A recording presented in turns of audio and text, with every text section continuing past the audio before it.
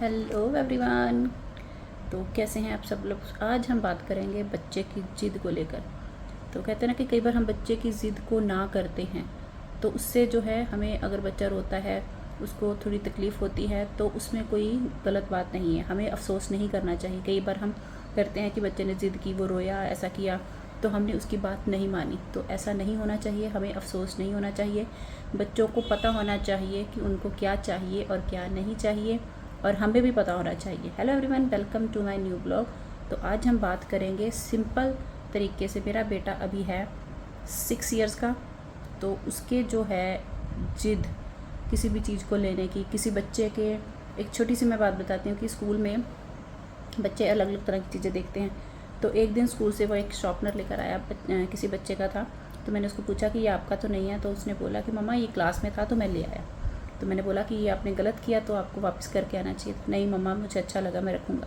मैंने कहा हम आपको ऐसी सेम चीज़ दिला देंगे, बट ये आप मैम को वापस करोगे कि मैम पूछेंगे क्लास में कि ये किसका है, तो मैम उसको रिटर्न करेंगे। तो जब उसको पता लगा कि ये मुझे मिल जाएगा, और तो उसने रिटर्न करने का सोचा।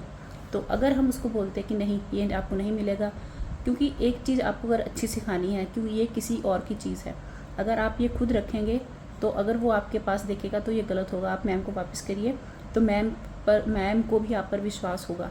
तो ये एक अच्छा सबक उसको सिखाना ज़रूरी था।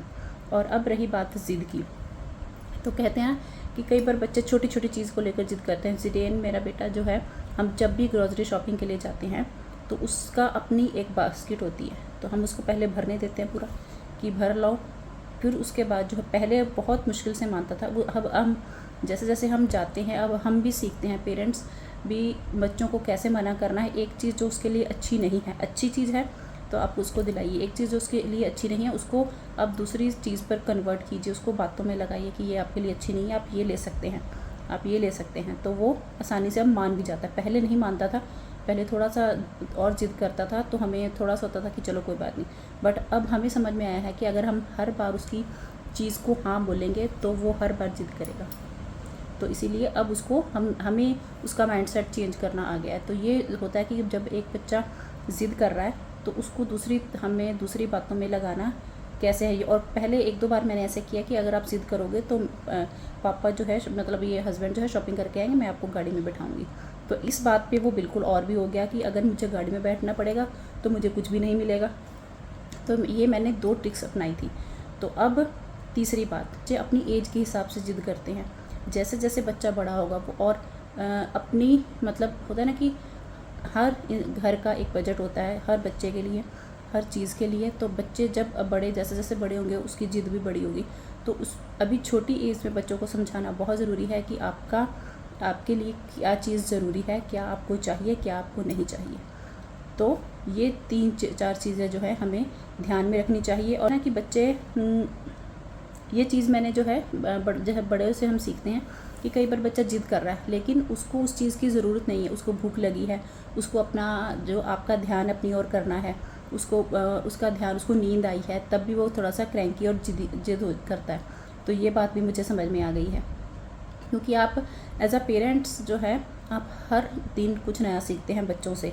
तो ये बच्चों का माइंडसेट समझना जो है पेरेंट्स ही समझ सकते हैं कि उसको इस टाइम पर क्या चाहिए, वो क्यों ज़िद कर रहा है, भूख किस कारण वो ज़िद कर सकता है, उसको नींद आ रही है, उसको अपना ध्यान आपकी ओर चाहिए। जब हम आपस में बात करते हैं, और आप देखिएगा जब भी हम बड़े बातें करते हैं तो बच्चे ज़रूर हमें डिस्टर्ब करते हैं आते हैं। जैसे हम गाड़ी में कोई भी ज़रूरी ऐसी बात कर रहे हैं तो ज़िदेन जो है बीच में ज़रूर बोलेगा, उसे लगेगा कि ये दोनों बातें कर रहे हैं, मेरा ध्यान नहीं है, मतलब मेरी और उनका ध्यान नहीं है। तो बच्चे ज़रूर बोलेंगे, आप भी नोटिस करना। तो इससे उस टाइम पे हम जो है हम बोल देंगे पहले इसकी बात सुनी जाए तो फिर हम आगे बात करेंगे।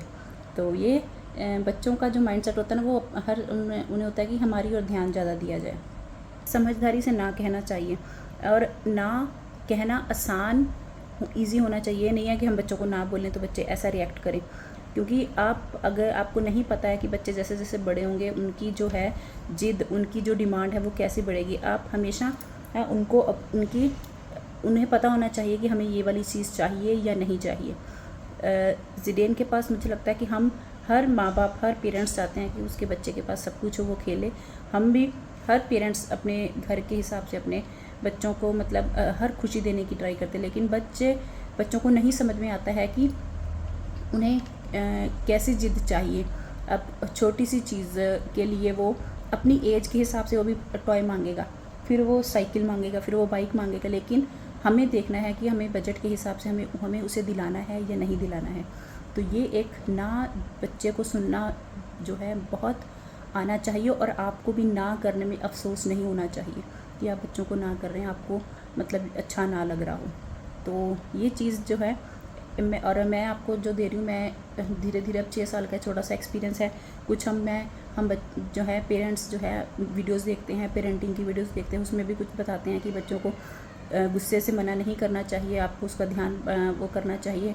कई बार जिद बच्चे ऐसे करते हैं, थकावट है तब भी वो मतलब क्रैंकी होते हैं, रोते हैं, जिद करते हैं। तो ये सब चीज़ें मैंने सोचा कि मैं आपके साथ शेयर करती हूँ, और आप भी बताना कि आपके बच्चे मतलब होता है ना कि आप बच्चों को चीज़ें दिलाते हैं या उन्हें मना करते हैं, कैसे मना करते हैं।